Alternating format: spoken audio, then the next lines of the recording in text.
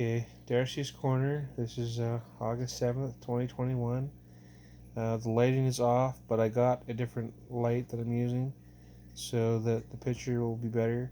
It's bright and early Saturday morning, and I just finished my run last night, and I have a thought process I kind of wanted to share. So, when I was a kid, I knew I was a girl sometimes from age 4, and I tried to put it away at age 10. But what I ended up really doing wasn't putting it away so much, is I just, instead of putting any energy into my femininity, I put all my energies, as much as I could anyways, into my masculine side, and I just tried to not feed my feminine side. I tried to not allow myself to be a girl sometimes. Because before then, I just, I let it flow wherever it wanted to go. I didn't try to control it too much. Other than I had to prevent myself from doing certain activities I wanted to do, wear nail polish and makeup, and engage in certain things that were considered girly because I wasn't allowed to do those things. But mostly what I did at age 10 is I just chose to focus on my masculinity and to ignore my feminine side because it wasn't supposed to be there. Um, but what I really ended up doing was building this masculine shield, this shell. And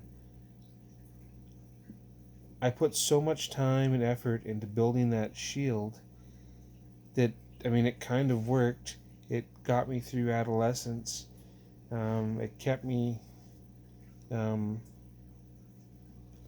well, I would say it kept me in good graces with my fellow peers, but it didn't really. I was always an outsider. I was never accepted as one of the group ever. But in spite of that, um, I did build up my masculine shield, and I did that to protect myself, right? So I would focus on my masculine side traits or whatever, whether that was aggression or it was, um, I don't know, maybe you focus more on the Ninja Turtles than you do on the Princess Bride or whatever. um, Pick your masculine versus your feminine. I realize the Princess Bride is very gender neutral. It's got both in it, but I would. You'd rather watch the action movie than the Sandra Bullock movie, right? And so that's what I would do is I would focus on my masculinity, and I was doing that to protect myself. But I also did that because I thought that's what I was supposed to do. I thought I was supposed to get rid of that feminine part of me and just focus on anything that was masculine about me. But what that really was that was me putting up a shield to protect myself from the world. Because the world was always trying to hurt me. Like always, always, always. The world was always out to get me. And so it was safer to be tougher him than it was to try and embrace myself, just to be me. Um, so when I built that shield, what I didn't realize I was doing is I was building myself a masculine prison.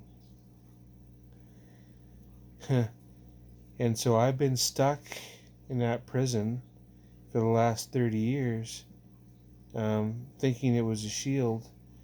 Well, for the first 10 years, I thought it was a shield from age 10 to 20. And then even 20 to 30, I thought it was a shield.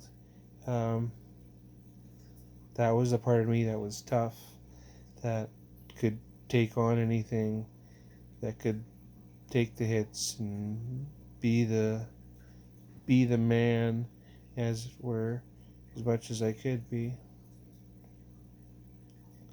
But the truth is, I was just building myself a really strong prison And I thought I could walk out of that prison anytime I wanted.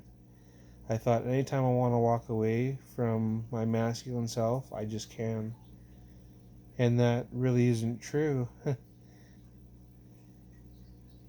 Because I spent, well, 10 to 20, 20 to 30, almost 30 to 40, so 30 years reinforcing that prison. So then when I wanted to leave, I couldn't. I mean, not easily.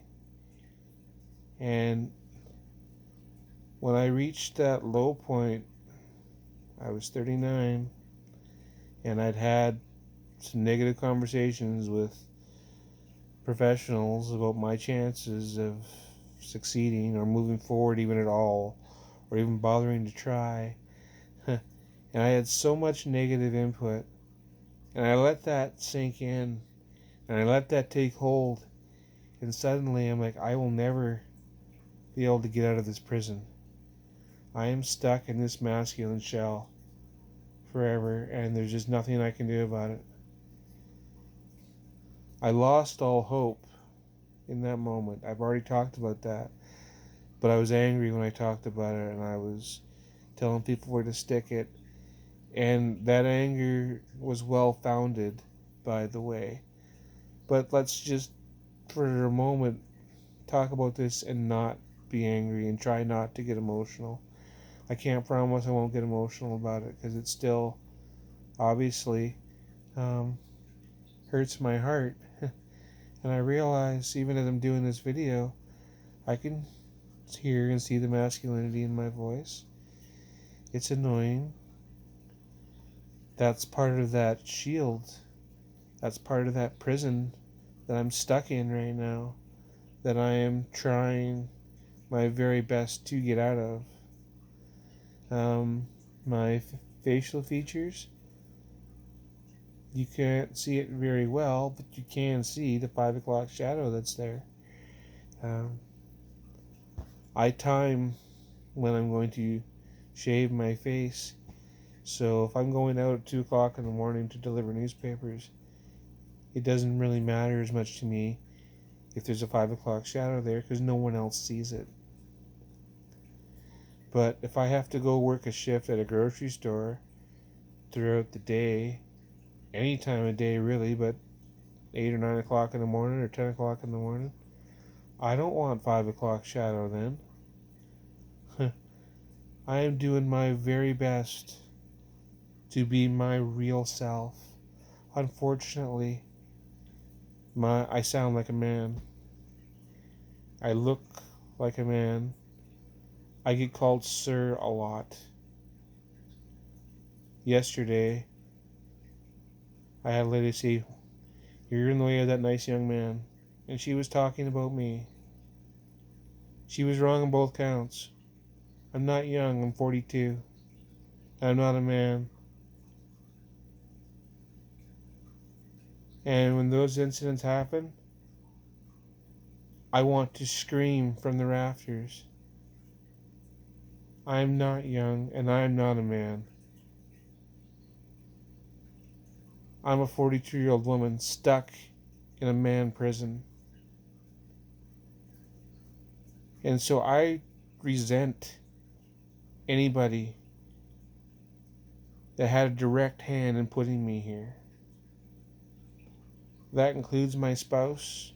That includes my parents. That includes any former or current people who consider themselves my friends, who are trying to drag me back or keep me in this prison.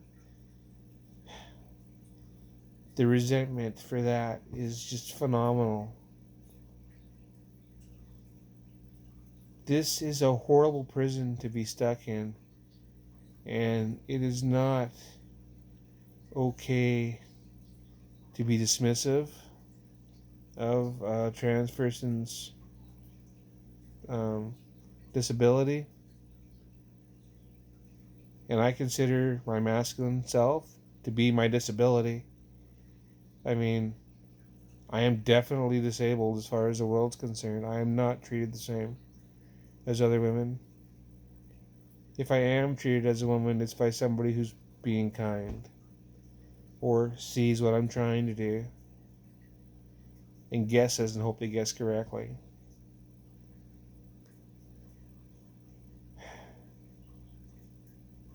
My body, my actions, the way I do things is a prison that I am trying desperately to escape, and I will not indulge any person who wants me to stay in this prison or wants to encourage my suicide, because that's what this prison is going to lead to if I allow it to continue. That day I lost all hope. I don't ever want to go back to that day again.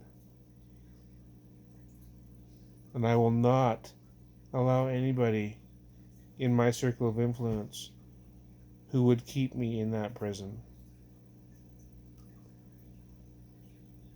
That's just how I'm living my life today. And that's how many of us have to live our lives. We have to put up walls and shields and go, "Thou shalt not pass." If you're going to keep me in this prison, if you're going to encourage my shackles, I don't want you in my life in any capacity. That's how I feel about people I allow into my life. I know many other trans people feel the same way.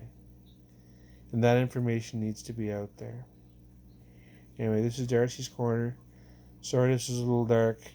Not the lighting, but my mood. Yeah. That's important information needs to be shared. So, spread the message to a trans person. Their birth gender is a prison that they desperately want to escape. And I'm just going to leave it there. Darci's Corner, out.